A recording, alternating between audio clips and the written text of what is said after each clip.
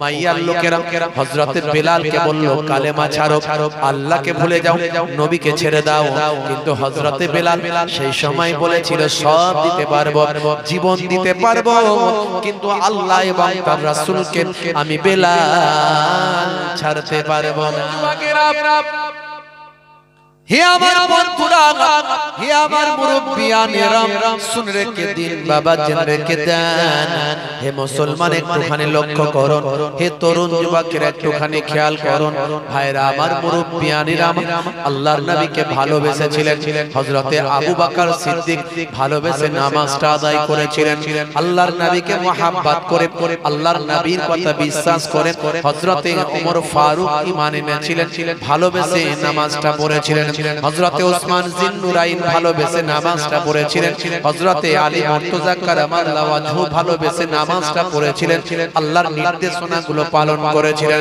হে তরুণ যুবকেরা, আল্লাহর নবীকে বিশ্বাস করে হাবশী গোলাম হযরতে বেলাল আমার আল্লাহকে এক বলে মেনেছিলেন। আপনারা জানেন হযরতে বেলালের জীবন জিন্দেগি আপনাদের জানা আছে। হযরতে বেলাল কত কষ্ট করলেন, তবু আল্লাহকে ভুললেন না, নবীকে ছাড়লেন না, নবীর সুন্নাত ভুললেন না। আমি আপনি স্বাধীন, হযরতে বেলাল কিন্তু ছিলেন পরাধীন। হে তরুণ যুবকেরা, হযরতে বেলালের গায়ে কাপড় দিতে দেওয়া হতো না, হযরতে বেলালকে ভালো খাবার দিতে দেওয়া হতো না, হযরতে বেলালকে ভালো পোশাক দেওয়া হতো না, হযরতে বেলালকে শান্তিতে থাকতে দেওয়া হতো না, হযরতে বেলালকে কঠোর পরিশ্রম করাতো উমাইয়া। হে তরুণ যুবকেরা, হযরতে বেলাল কালো চামড়ার মানুষ, কৃষ্ণাঙ্গ কালো চেহারার মানুষ। হযরতে বেলালকে চাকর হিসাবে কোনো স্বাধীনতা দেওয়া হয়নি। হযরতে বেলালকে কত অত্যাচার, কত জুলুম করা হতো। কিন্তু হযরতে বেলাল যখন আমার নবীর সন্ধান পেলেন, আমার নবী যখন বুঝিয়ে দিলেন ইসলামে সাদা আর কালোর কোনো পার্থক্য নাই, ইসলামে আরব আর অনারবের মধ্যে কোনো পার্থক্য নাই, ইসলামে যারা কাজের মানুষ তাদের সম্মান অনেক কম, আর যারা মালিক তাদের সম্মান বেশি, এমন কোনো পার্থক্য নাই। বরং কাজ আর মালিক শ্রেণী দুটো কিন্তু আলাদা। একজন কাজ করাচ্ছে, একজন করছে, এটা কিন্তু আলাদা। পারিশ্রমিক দিয়ে কাজ করাও, ওই পর্যন্তই তোমার সম্পর্ক। তার মানে এই নয় তুমি মালিক বলে তোমার সম্মান অনেক, আর সে শ্রমিক বলে তার সম্মান ধুলোর সঙ্গে মিশে গেছে। না না, ইসলাম মালিক আর ধনী বা আমার ধনী আর গরিবের মধ্যে কোনো পার্থক্য করে না।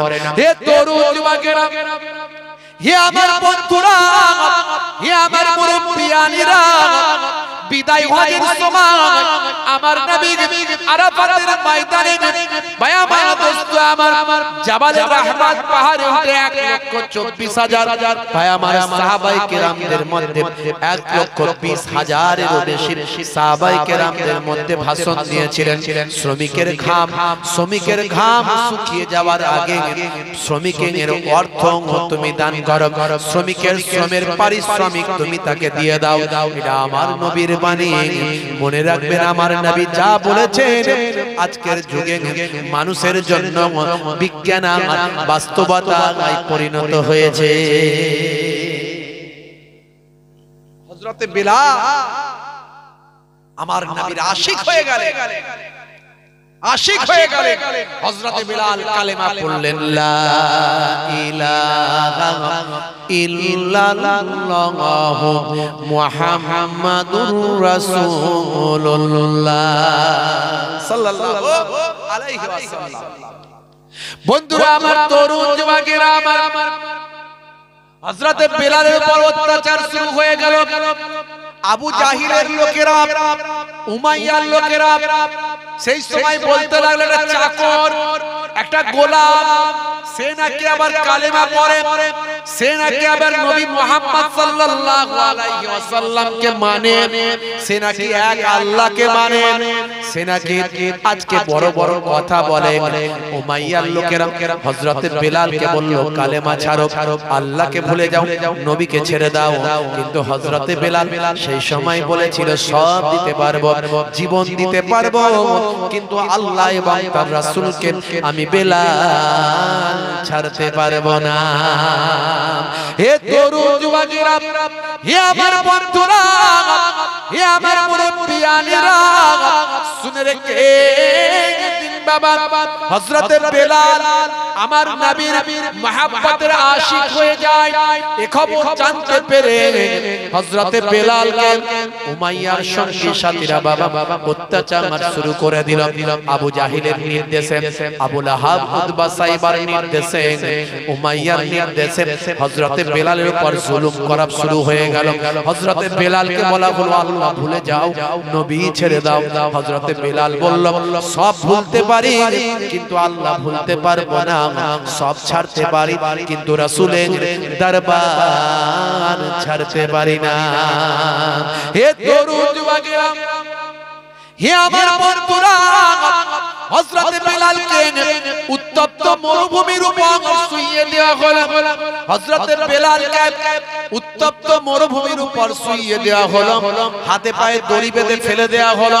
হযরতে বেলালকে কষ্ট দেওয়া হলো, ছুরি মারা শুরু করা হলো। যতবার ছুরি মারে ততবার হযরতে বেলাল আহাদ আহাদ বলে আওয়াজ দেয়। শেষে হযরতে বেলালের জিহ্বাতে ৬টা পেরেক মারা হয়।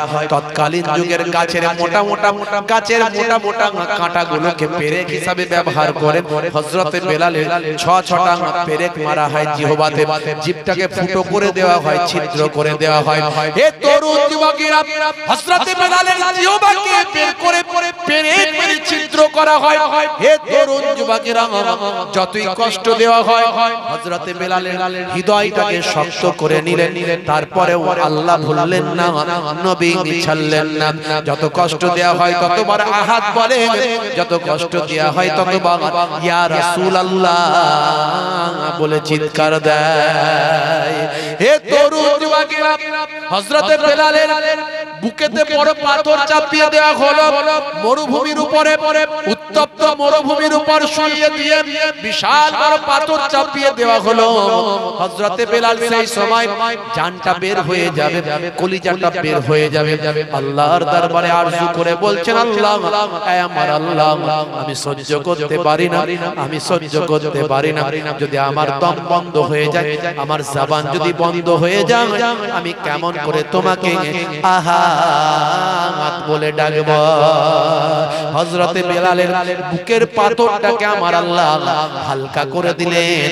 হযরতে বেলাল ওই বুকের পাথরকে সহ্য করে রৌদ্রের তাপে মরুভূমির উপর শুয়ে থাকার ক্ষমতা অর্জন করলেন। জোরে হবে না, আর জোরে হবে না। বেলাল যখন ঈমান আনে অনেক বাধা এসেছে, তারপরে তেও বেলাল আমার রাসূল নাহি ছেড়েছে। জোরে হবে না, জোরে হবে না। হাবসি বলে কেন এত ঘৃণা করে ভাই, অন্যায় ভাবে অত্যাচার কেন করা হয়। হাবসি বলে কেন এত ঘৃণা করা হয়, অন্যায় ভাবে অত্যাচার কেন করা হয়। মরুভূমির উপরেতে, মরুভূমির উপরেতে বুকে পাথর তার চাপিয়েছে, তারপরে তেও বেলাল আমার রাসূল নাহি ছেড়েছে। জোরে হবে না, আর জোরে হবে না, আর জোরে হবে না। হাবসি বলে কেন এত ঘৃণা করে ভাই, অন্যায় ভাবে অত্যাচার কেন করা হয়।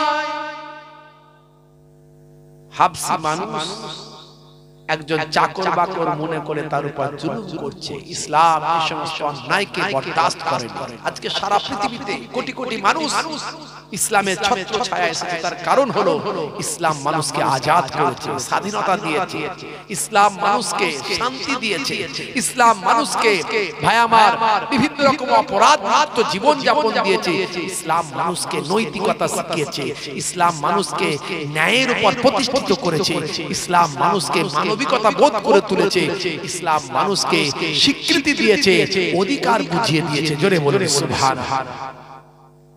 হাবসি বলে কেন এত ঘৃণা করে ভাই, আমার কলমে আমি লিখেছি, এটা অনেক পুরানো লেখা, অনেক আগের লেখা।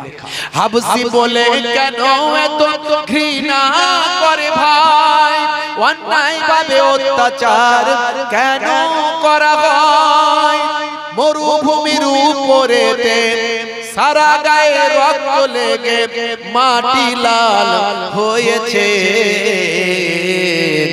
তারপরেতেও বেলাল আমার রাসূল নাহি ছেড়েছে। জোরে হবে না? পেছন থেকে জোরে আওয়াজ হবে না?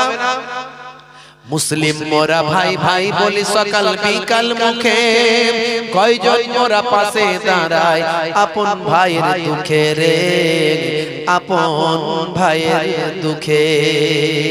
মুসলিম মোরা ভাই ভাই বলি সকাল বিকাল মুখে, কয়জন মোরা পাশে দাঁড়ায় আপন ভাইয়ের দুঃখে রে, আপন ভাইয়ের দুঃখে। আবু বকর ছুটে গিয়ে উমাইয়ার কয়, দেখুন তো আমার রাসূলের সাহাবীরা কেমন ভাইকে ভাই বলে মানতো, কেমন ভাইকে ভাইয়ের মতো ভালোবাসতো, আর আমরা ভাইকে ভাই বলে কেমন বিপদে, ভাই আমার বিপদের সময় পাশে দাঁড়াই। আমরা আমার ভাই বিপদে পড়লে, কোনো মুসলমান ভাই কালেমাওয়ালা ভাই বিপদে পড়লে আমরা বলি ও পড়েছে তো আমার, ও তো আই অমুক পীরের মুরিদ, ও অমুক দলের মুসলমান, আছে না নাই? আপনাদের বসিরহাট এলাকায় দেখবেন এখন এক বক্তা আর এক বক্তার বিরুদ্ধে স্টেজে বসে বসে কি অবস্থা চলছে, আল্লাহ হেফাজত করেন আমাদের। তারপরে তো আবার আরো আরেক দল মত আছে, যেটা হানাফি মুসলমান, এটা সাফি মুসলমান, এটা মালিকি মুসলমান, এটা হাম্বলি মুসলমান, আছে না নাই?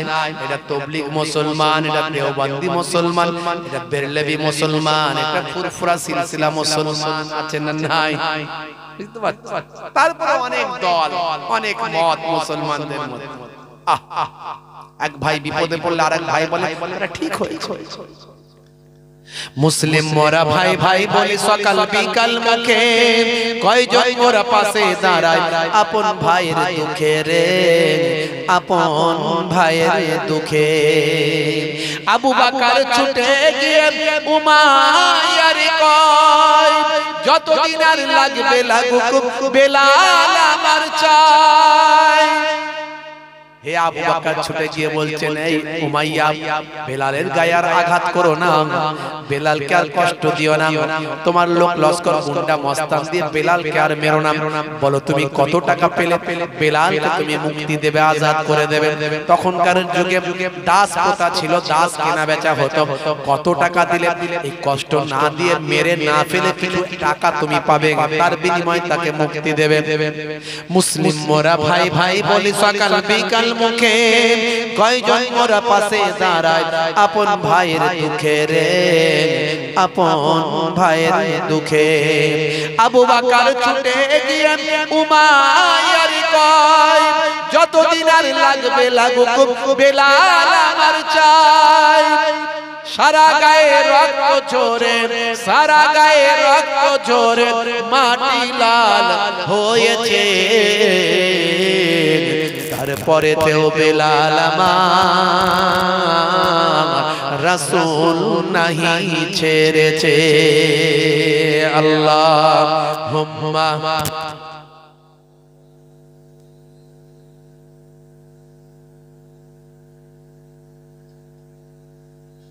ওয়া আলা আলিহি।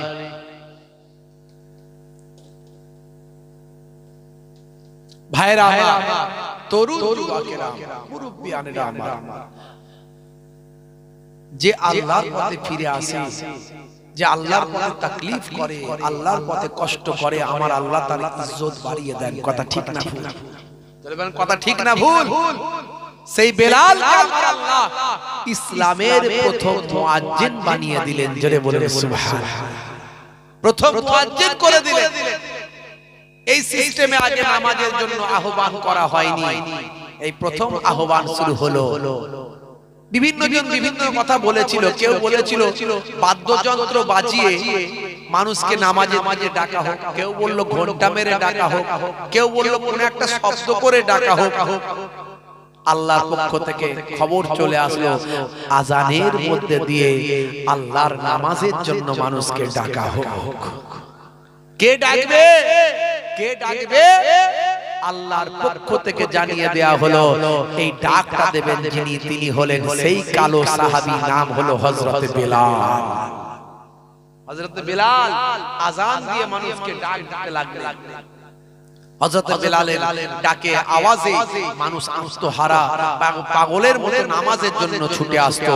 যখন নামাজের ডাক আসবে সঙ্গে সঙ্গে দুনিয়ার সমস্ত কাজ বন্ধ করে দিয়ে তোমরা নামাজের ডাকে সাড়া দাও, তোমরা নামাজে চলে যাও। এটা আল্লাহর পক্ষ থেকে আজান, আল্লাহর পক্ষ থেকে ডাক। আজকে আমরা আজান হলে কোনো গুরুত্বই দিই না, কোনো কাজ বন্ধই করি না, আমরা নামাজের দিকে যাই না। কিন্তু ইসলাম বলেছে, ভাই আমার কোরআন বলেছে, রাসূল জানিয়ে দিয়েছে যখন আজান হবে দুনিয়ার সব কাজ বন্ধ করে দাও। আজও মক্কা শরীফ, মদিনা শরীফে এই সিস্টেমটা আছে। যখনই আজান হয় দোকানদারেরা দোকান খোলা রেখে মসজিদে গিয়ে নামাজ পড়ে। জোরে বলেন সুবহানাল্লাহ। আজকে দেখবেন মক্কা শরীফ, মদিনা শরীফে কোনো গরিব নাই, কোনো ভিখারি নাই। যত ভিখারি আমাদের দেশে, যত গরিব আমাদের দেশে, এক্ষুনি যদি 20টা কম্বল নিয়ে এসে দেয়া হয়, কে কে নেবে? যার একতলা দোতলা বাড়ি আছে সেও বলবে যদি একটা পেয়ে যায় ফ্রি মাল তাহলে ভালোই হবে। তার মানে তার মনটা ভিখারি হয়ে আছে এখন। কথা ঠিক না ভুল? মক্কা শরীফ, মদিনা শরীফে लेने वाला नहीं है, सब देने वाला है। যত বিদেশিরা সব গেছে গিয়ে ওরা এই সুযোগ বুঝে একটু হাতটা বের করে, কারণ ওখানে ভিক্ষা করা নিষেধ। আমার দেশ এত উন্নত দেশ, কেন এখানে ভিক্ষা করবে? ভিক্ষা করা অপরাধ। ওই তারা একটু লুকিয়ে চুপিয়ে শুধু বলে ইয়া হজ ফি সাবিলিল্লাহ, হে হাজি আল্লাহর রাস্তায়। তখন বুঝে নিতে হবে। কিংবা অনেক সময় তারা কোনো চাইবেই না, আওয়াজই দেবেন না, ভিখারিরা শুধু একটু মুচকি হাসবে আপনার দিকে, একটু হাসি দেখলে বুঝতে পারবেন তার মানে কিছু চাইছে। আর যদি আপনি দেন, পুলিশ সিভিল ড্রেসে ঘুরছে, এসে খাপ করে ধরতে পারে, ভিক্ষা চাইলো, আপনি বলবেন কই না তো চাইনি, আর সেও বলবে না আমি তো চাইনি, এটা হাদিয়া, এটা হাদিয়া। হাদিয়া বেগাইরে মাসালাতিন ফাহুয়া হাদিয়াতুন, না চেয়ে যেটা পাওয়া যায় সেটা হলো হাদিয়া। তোহফা মনে করে তাদের দিতে হবে, তারা নেবে, ওটা কি তারা নেবে। এগুলো বিদেশিরা, বুঝতে পারছেন? হে তরুণ যুবকেরা, হে আমার বন্ধুরা, শুনে রেখে দিন বাবা, জেনে রেখে দেন, নামাজি হয়ে দেন। আমার আল্লাহ আপনার সমস্ত অভাব অভিযোগগুলো দূর করে দেবেন। কে? জেনে বলেন কে? আপনি নামাজি হয়ে যান, আমার আল্লাহ আপনার পাপগুলোকে ক্ষমা করে দেবেন। ক্ষমা করার মালিক কে? আপনি নামাজি হয়ে যান, সংসারে আমার আল্লাহ আপনার শান্তি দেবেন। শান্তি দেওয়ার মালিক কে? হে তরুণ যুবকেরা, হে আমার বন্ধুরা, হে আমার মুরব্বিয়ানেরা, হযরত বিলাল নামাজি হয়ে গিয়েছিলেন। হযরত বিলাল আল্লাহকে মেনেছিলেন, নবীকে মেনেছিলেন। হযরত বিলালকে আমার আল্লাহ ইজ্জত দিয়েছিলেন, এমন ইজ্জত দিলেন, এমন ইজ্জত দিলেন, সারা পৃথিবীর মানুষ ইসলামের প্রথম মুয়াজ্জিন হিসাবে হযরত বিলালের নামটা জানে। জোরে হবে না? জোরে হবে না? বন্ধুরা আমার, তরুণ যুবকেরা আমার, মুরব্বিয়ানেরা আমার, শুনে রেখে দেন, জেনে রেখে দেন, হযরত বেলালকে আল্লাহর নবী মসজিদে নববীর মুয়াজ্জিন বানিয়ে দিয়েছিলেন। হযরত বেলাল আযান যখন দিতেন, হযরত বেলাল যখন আযান দিতেন, মানুষ কাতারে কাতারে এসে নামাজ পড়তো। হযরত বেলালের আওয়াজটা এত সুন্দর ছিল, এত ভলিউমটা হাই ছিল, এত সুন্দরভাবে তিনি আযান দিতেন যে তার আযানে তার আন্তরিকতা, হযরত বেলালের মহব্বত ওয়ালা আযান আমার রাসূল বড় ভালোবাসতেন। কারণ হযরত বেলাল আযানটা একেবারে হৃদয় দিয়ে দিতেন। বাবা, হযরত বেলাল অন্তর থেকে ভালোবেসে আযানটা যখন দিতেন আল্লাহর আরশ পর্যন্ত হযরতে বেলালের আযান পৌঁছে যেত। হযরতে বেলাল আযান দিতেন। হে তরুণ যুবকেরা, হে আমার বন্ধুরা, হে আমার মুরব্বিয়ানেরা, কিন্তু হযরতে বেলাল কয়েকটা আযানের শব্দ ঠিকভাবে উচ্চারণ করতে পারতেন না, কারণ হযরতে বেলালের জিহ্বাতে পেরেক মারা হয়েছিল। ওই যে বললাম গাছের মোটা কাঁটা যেটাকে দিয়ে ফুটো করা হয়েছিল জিহ্বা, এর জন্য হযরতে বেলাল কয়েকটা শব্দ উচ্চারণ করতে কষ্ট হতো। তিনি আশহাদু বলতে পারতেন না, আসাদু বলতেন। এই উচ্চারণ করতে সমস্যা হতো, উচ্চারণটা সহি হতো না। তাই হযরতে বেলালের বিরুদ্ধে হে তরুণ যুবকেরা কয়েকজন সাহাবী আল্লাহর নবীর কাছে কমপ্লেইন করল, ইয়া রাসূলুল্লাহ, হাবিবাল্লাহ, ও আল্লাহর নবী, ওয়াল্লাহর বন্ধু, এই নামাজীদের মধ্যে আপনার সাহাবীদের মধ্যে কেউ কেউ কমপ্লেইন করছেন যে হযরতে বেলালের আওয়াজ সহি হচ্ছে না, হযরতে বেলালের আযানের শব্দ সহি হচ্ছে না। আর সুন্দর সুন্দর কণ্ঠওয়ালা আর সহি উচ্চারণ করনেওয়ালা কত সাহাবী আছে, তাদের দিয়ে আযানের ব্যবস্থা করা হোক। মানুষ যখন কমপ্লেইন করছে হযরতে বেলালের আযান দেওয়া বন্ধ করা হোক। আল্লাহর নবী নিরুপায় হয়ে বললেন, ঠিক আছে। হযরতে বেলালের মনটা বড় খারাপ, চোখ দিয়ে পানি ঝরছে, হারে আমি আযান দিতে পারবো না। হে তরুণ যুবকেরা, আল্লাহর নবী হযরতে বেলালের কাঁধে হাত দিয়ে, মাথায় হাত দিয়ে আদর করে বললেন, বেলাল, চিন্তা করো না, চিন্তা করো না, আমার আল্লাহ তোমার উপর খুশি, আমি রাসূল তোমার উপর রাজি। হে তরুণ যুবকেরা, হে আমার বন্ধুরা, তিন দিন অন্য সাহাবী আযান দিয়েছিলেন, হযরতে বেলাল আযান দেন। হযরতে বেলাল আযান না দেওয়ার পরে 3 দিন পরেতে বাবা ফজরের ওয়াক্তের সময় আল্লাহর নবী মসজিদে নববীতে বসে আছেন। হে তরুণ যুবকেরা, তখনকার যুগে তো ঘড়ি দেখার সিস্টেম ছিল না, পাঁজি দেখার সিস্টেম ছিল না। তখন আকাশের দিকে তাকালে বোঝা যেত ফজরের সময় হয়েছে। হে তরুণ যুবকেরা, আল্লাহর নবী সাহাবীদের বললেন, দেখো বাবা, আজানের সময় হলো কিনা, কিন্তু প্রত্যেকদিন বোঝা যেত সেই দিন আর বুঝতে পারা যায় না আজানের সময় হয়েছে কিনা। তারা বলল, ইয়া রাসূলুল্লাহ, হাবিবাল্লাহ, আকাশের অবস্থাটা দেখে বুঝতে পারা যায় না যে এখনো ফজরের সময় হয়েছে কিনা। হে তরুণ যুবকেরা, দীর্ঘ বেশ সময় কিছু সময় কেটে যায়। এমন সময় ফেরেশতা জিবরাইল আলাইহিস সালাম মসজিদে নববীতে এসে হাজির হয়। মসজিদে নববীর একটা গেট আছে বাবা, সেই গেটটার নাম হলো বাবে জিবরিল। আপনারা যাবেন মসজিদে নববীতে, দেখবেন অসংখ্য গেট আছে বাবা। এই প্রত্যেকটা গেটের মাথায় আরবিতে নামগুলো লেখা আছে।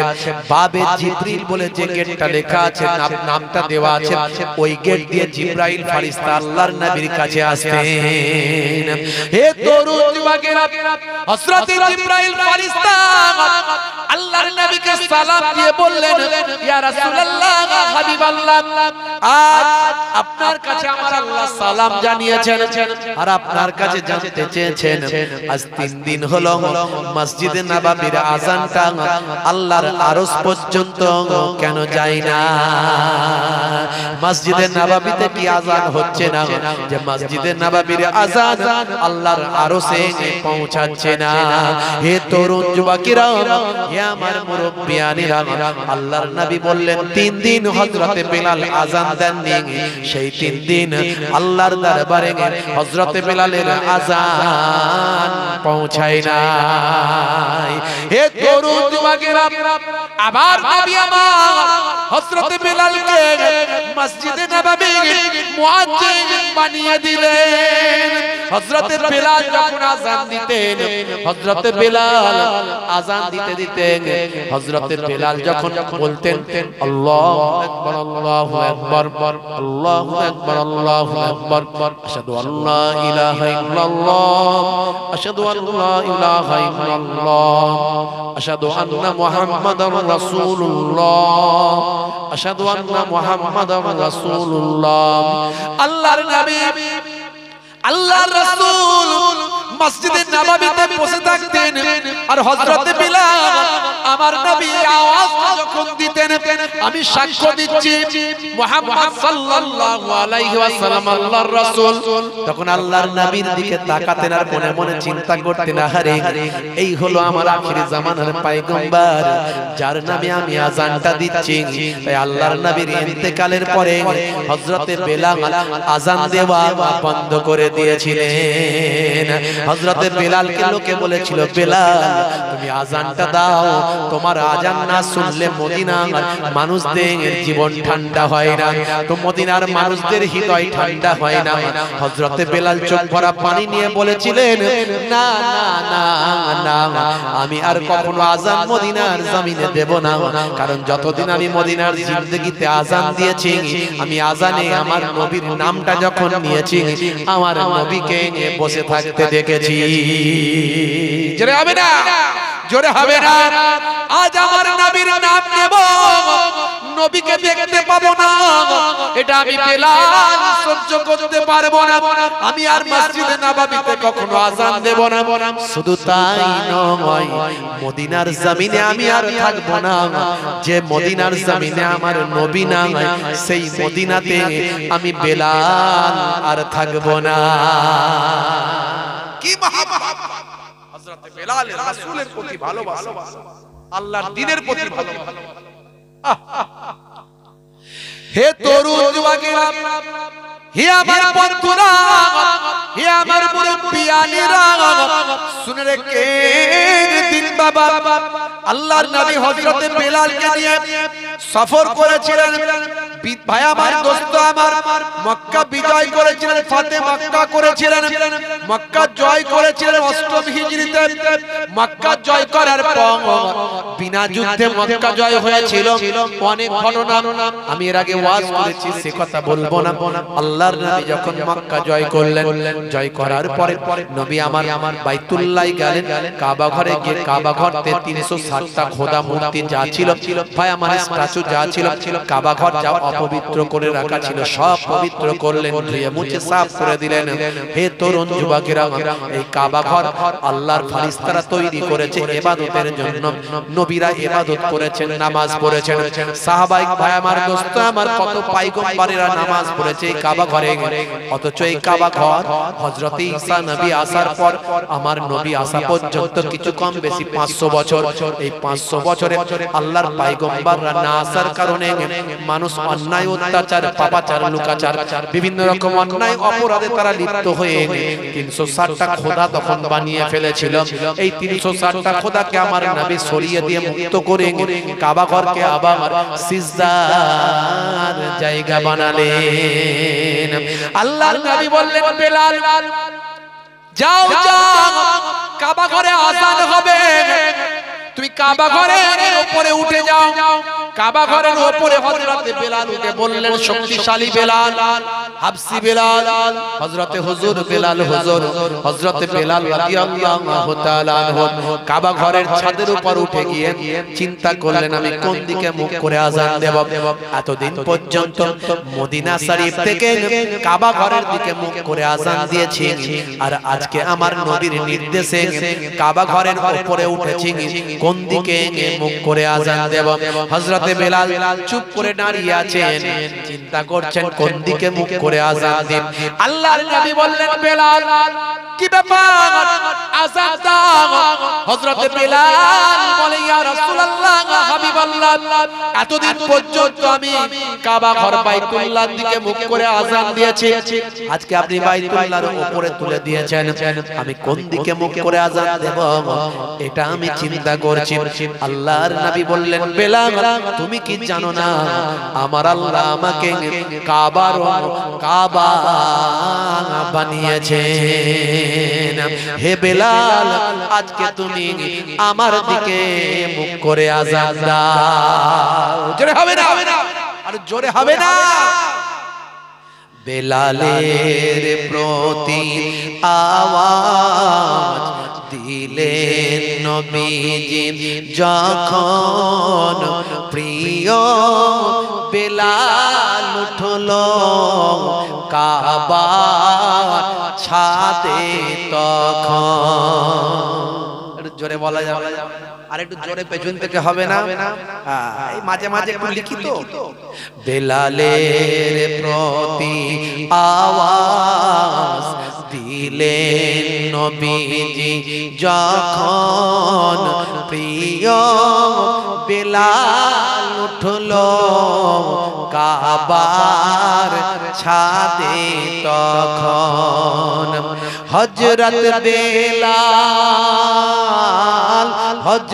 বেলাল উঠে জানান কোন মুখে দেব আজান কোন মুখে দেব আজান নবীজি তখন কি বললেন দয়ার নবী নবীজি বলেন বেলাল আল্লাহ দিয়েছেন মোর সম্মান করেছেন কাবার কাবা দাও এদিকে ফিরে আজান জোরে হবে না আর জোরে হবে না নবীজি বলেন বেলাল আল্লাহ দিয়েছেন মোর সম্মান করেছেন কাবার কাবা দাও এদিকে ফিরে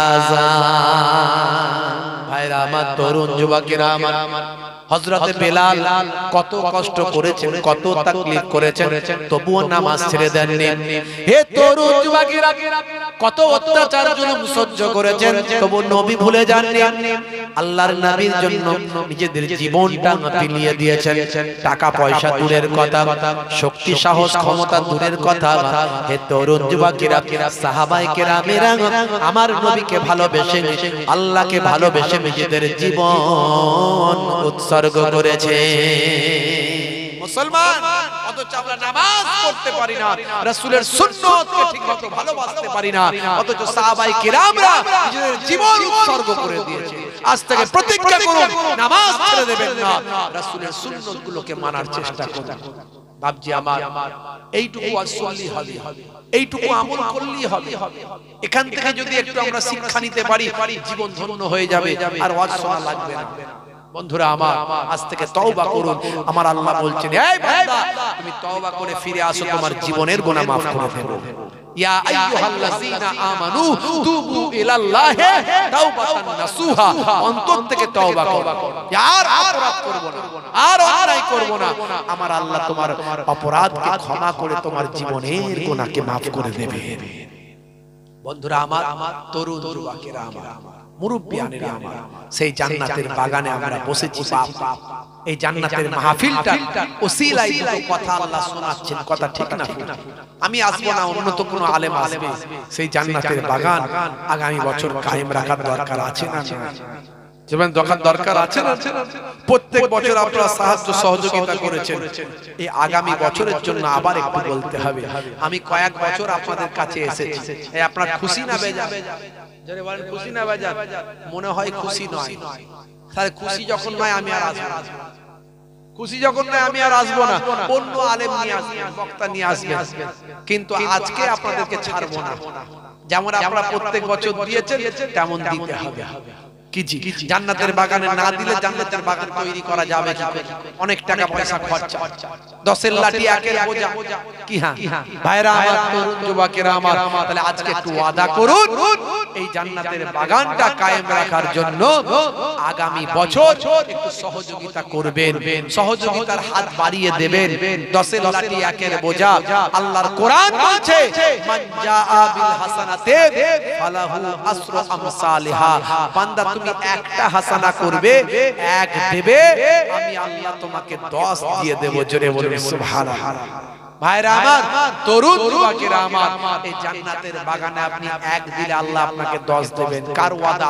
আল্লাহর ওয়াদা কোরআনের ওয়াদা কখনো মিথ্যা হয় না কোরআনের ওয়াদা মিথ্যা হবে হ্যাঁ আমি এর আগে অনেক বোঝানোর চেষ্টা করেছি ইন্টারনেটে গিয়ে খবর নেবেন এই যে দেখছেন না কতগুলো চ্যানেল আছে এখানে 3 4 6 6 8 আর 2 10 এর 11 12 13 14 15 16 এটা 16 খানা আছে এক এক দিনে এক এক জায়গায় 40 50টা করে ক্যামেরা ক্যামেরা লেগে থাকে। বুঝতে পারছো? তাহলে 2 দিন 4 দিন ছাড়া যদি 20-30টা করে বেরোয়, এ পর্যন্ত মনে হয় 20-30 হাজার মনে হয় বক্তব্য বাজারে চলছে, মার্কেটে 20-30 হাজার বক্তব্য চলছে। আমি সব বোঝানোর চেষ্টা করেছি, একটা একটা করে বোঝানোর চেষ্টা করেছি। আমি আপনাদের কাছে অনুরোধ করব, বাবাজি এই জান্নাতের বাগানে বাবা যদি দেন, আল্লাহ আপনার দুনিয়া আখিরাতে কামিয়াবি দান করে দেবেন। কোরআন মাজিদে আমার আল্লাহ জানিয়ে দিয়েছেন যারা কবরে চলে গেছে তাদের অবস্থাটা জানো? মানজাব, হে দুনিয়ার মানুষ শুনে রেখে দাও, কবরবাসী কি বলে? কবরবাসী বলে লাউলা আখারতানি ইলা আজালিন করিব ফাআসাদাকা। বান্দা শুনে রেখে দাও, কবরবাসীরা বলে হায় হায় হায়, যদি একবার দুনিয়ায় উঠে যেতে পেতাম, আমার সমস্ত সম্পদ দুনিয়াতে দান করে জান্নাতের বাগানে মাদ্রাসা মসজিদে দিনের রাস্তায় দান করে দিয়ে আবার কবরে চলে আসতাম। কবরবাসীরা বলে আমার আল্লাহ জানিয়ে দিয়েছেন। তাহলে আপনার অর্থ দুনিয়ার টাকা দুনিয়ায় রয়ে যাবে, যেটুকু এই জান্নাতের বাগানে দেবেন, ভালো ভালো জায়গায় দেবেন, সেটা সাদকায়ে জারিয়া হিসাবে কিয়ামতের দিনে নাজাতের জারিয়া হয়ে যাবে। বাপজি আমার, তাহলে এই জান্নাতের বাগানে যিনি প্রথম দেবেন আল্লাহ তাকে ডবল সওয়াব দেবেন। আল্লাহ এই হাতটাকে সাক্ষী করে রেখে দেবেন, একটু হাতটা তুলে দেখাবেন। বন্ধুরা আমার, আমি 8 জনকে চাইবো, জান্নাত হলো 8টা। আল্লাহর দরবারে দোয়া চাইবো, আল্লাহ ওই ভাইদের জীবনের গুনাহ maaf করে এই দানের ওসিলায় 8টা জান্নাতের একটা না একটা নসিব করে দাও। আমি দোয়া চাইবো। 8 ভাইকে প্রথমে চাইবো, যিনি প্রথম হাত তুলবেন ডবল সওয়াব দেবেন, 1001 টাকা করে। 8 জন ভাই একটু হাতটা তুলে দেখান না। মাশাআল্লাহ, আমার বাপজি ওই পেছনে প্রথমেই হাত তুলেছেন জনাব মনিরুল ইসলাম সাহেব, আমার বাপজি প্রথমে 1 নম্বরে হাত তুলেছেন, 1001 টাকা। জোরে বলুন মারহাবা, জোরে বলুন মারহাবা, নারে তাকবীর। মাশাআল্লাহ, 2 নম্বরে কে আছেন একটু হাত তুলে দেখান। কারবারি ভাই, ব্যবসায়ী ভাই, আপনাদের মন কিন্তু অনেক বড়। এর আগের বারও আপনারা যথেষ্ট দান দিয়েছেন। আল্লাহ দান মন বুঝে ধন দেন, আল্লাহ বরকত দেন। আল্লাহর ওয়াদা কখনো মিথ্যা হয় না, একের বদলে 10 তো দেবেনই দেবেন। হাদিসে কুদসির মধ্যে আল্লাহ বলেছেন, রাসূল জানিয়ে দিয়েছেন, একের বদলে 10, 100, 700 বেহিসাব আল্লাহ চাইলে মালামাল করে দিতে পারেন। দেখেন না কত গরিব মানুষকে আল্লাহ ধনী বানিয়ে দিয়েছেন, আবার কত ধনী মানুষ বকিলি পুনা করেছে, দিনের রাস্তায় একটু ব্যয় করেনি, সারা জীবন আকলে উঠে নিয়ে শুধু ভাই আমার কোটি কোটি টাকার সম্পদ করেছে, কিন্তু ছেঁড়া কাটায় ছেঁড়া জামাই দুনিয়া ছেড়ে বিদায় নিয়ে চলে গেছে। তার টাকা পয়সা, তার ছেলে মেয়ে বউ বাচ্চারা ফুর্তি করছে, সে কোনোদিন শান্তি পেল না। এত আল্লাহ এমন অবস্থা করলো, ভালো জিনিস খেতেও পেল না। ভাইরা আমার, তাহলে আপনাকে নিঃস্ব বানানোর মালিকও আল্লাহ, আর সম্পদশালী বানানোর মালিকও আল্লাহ। দিয়ে ধন বোঝে মন, কেড়ে নিতে কতক্ষণ। নানাজান ছোট হুজুর কেবলা বলতেন, নানাজান ছোট হুজুর কেবলা বলতেন, দিয়ে ধন বোঝে মন, কেড়ে নিতে কতক্ষণ। একটুখানি ওয়াদা করুন, মনটাকে শক্ত করে, হৃদয়টাকে নরম করে। আল্লাহর রাস্তায় 1000 টাকা দিলে কখনো কমে যাবে না।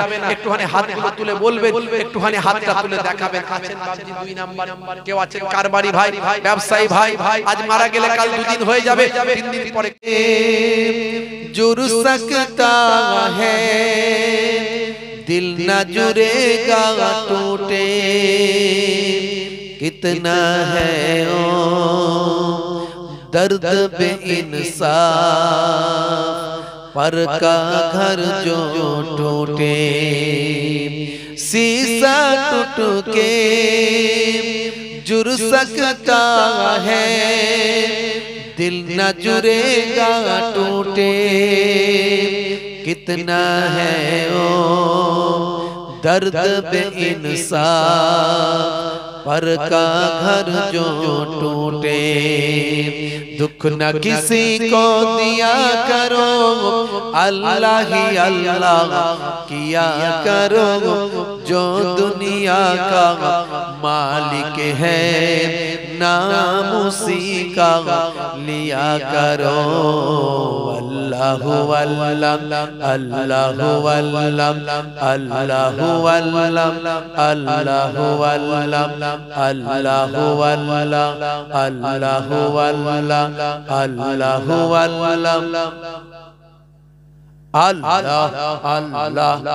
अल्लाह अल्लाह जोरे बोल अल्लाह अल्लाह আল্লাহ নাম নিলে সওয়াব আছে না নাই? তো পড়তে অসুবিধা কি? জোরে পড়েন আল্লাহ আল্লাহ। আল্লাহ জিকির করার কথা আল্লাহ কোরআনে বহু জায়গায় বলেছে।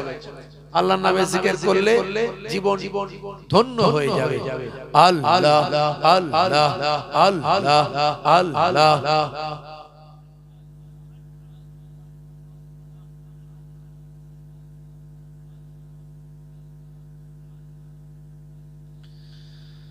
নবী বলেন দয়া করো, দুঃখ দিও না কাউকে, জালিম মানুষ মৃত্যুর পরে জান্নাত পাবে না যে। নবী বলেন দয়া করো, দুঃখ দিও না কাউকে, জালিম মানুষ মৃত্যুর পরে जन्नत पावे ना जे दुख न किसी को दिया करो अल्लाह ही अल्लाह किया करो जो दुनिया का मालिक है नाम उसी का लिया करो अल्लाह अल्लाह अल्लाह अल्लाह अल्लाह अल्लाह अल्लाह अल्लाह अल्लाहु अल्लाह अल्लाहु अल्लाह अल्लाहु अल्लाह अल्लाहु अल्लाह ला इलाहा इल्लल्लाह अर्जुर ला इलाहा सबाई मिले ला इलाहा इल्लल्लाह मुहम्मदुर रसूलुल्लाह सल्लल्लाहु अलैहि वसल्लम मोहब्बत संगे दुरूद शरीफ अल्लाहुम्मा सल्ली अला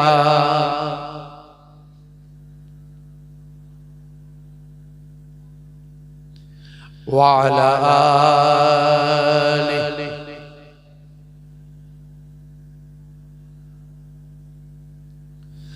وقال الله تعالى في كلامه المجيد والفرقان الحميد لقد كان لكم في رسول الله أسوة حسنة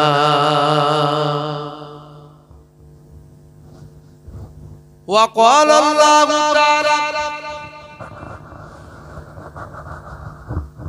أيضا في كتابه مخبرا ما خلقت الجن والإنس إلا ليعبدون وقال النبي صلى الله عليه وسلم سباب المسلم فسوق وقتاله كفر إلى آخر الحديث أو كما قال عليه الصلاة والتسليم وقال النبي صلى الله عليه وسلم لا تقاطعوا ولا تدابروا ولا تباغضوا ولا تحاسدوا وكونوا عباد الله إخوانا إلى آخر الحديث أو كما قال عليه الصلاة والسلام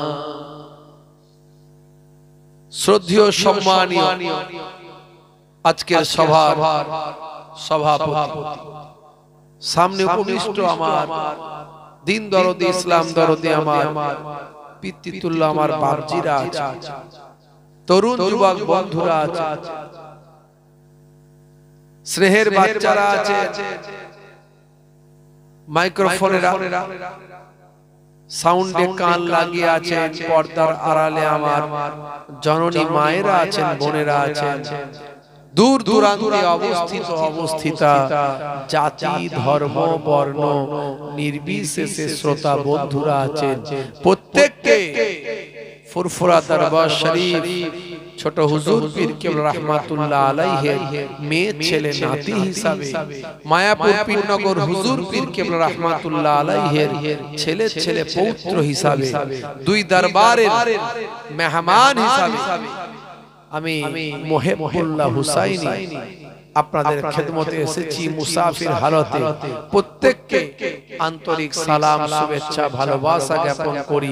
আল্লাহ পাকের রহমত সমস্ত ঈমানদারের উপর হোক। জোরে বলুন আল্লাহুম্মা আমিন। ভাইরা আমার, তরুণ যুবকেরা আমার, মুরব্বিয়ানেরা আমার,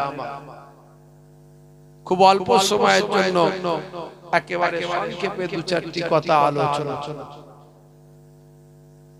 আজকে আমাদেরকে আল্লাহ রাব্বুল আলামিন প্রতি বছরের ন্যায় এই পাক মাহফিলে উপস্থিত করেছেন। অনেকে হয়তো তারা গত বছরে ছিলেন কিন্তু এ বছরে নাই, দুনিয়া ছেড়ে বিদায় নিয়েছে। আবার আমরা যারা এ বছরে আজকে পাক মাহফিলে বসেছি, আগামী বছর থাকবো গ্যারান্টি কেউ দিতে পারবে? আজকের পাক মাহফিলটাকে আমাদের জন্য লাস্ট মাহফিল মনে করতে হবে। কথা ঠিক না? আপনাদের গ্রামের লাস্ট মজলিস মনে করে অন্তর থেকে দুটো কথা শুনবো, তওবা করব, ইস্তেগফার করব এবং যতক্ষণ হায়াতে আছি আমল করার চেষ্টা করব। বলুন সুবহানাল্লাহ। প্রত্যেক মুহূর্তে যখন আমরা নামাজ পড়ি মনে করতে হবে এটাই আমার জীবনের শেষ নামাজ। তাহলে এই মনে করে যদি নামাজটা পড়ি, নামাজের প্রতি মহাব্বত থাকবে না? থাকবে। নামাজটা শুধু ঠকাঠক হবে না, একটু ধীরে ধীরে শান্ত মিজাজে ভালো করে হবে। কথা ঠিক না ভুল? নামাজের মধ্যে একটু আল্লাহর দিকে খেয়াল হবে না? নামাজ পড়তে পড়তে কারবারে লস হয়ে যাচ্ছে, ব্যবসা ক্ষতি হয়ে যাচ্ছে, কার ধার বাকি আছে, কোথায় কি করেছে, কার কাছ থেকে টাকা পাবে, কে আসবে, কে যাবে, এই চিন্তা হবে না? একটু আল্লাহর কথাও চিন্তা হবে নামাজে গেলে, যদি মনে করি নামাজটা আমার শেষ নামাজ হতে হতে। কথা ঠিক না ভুল?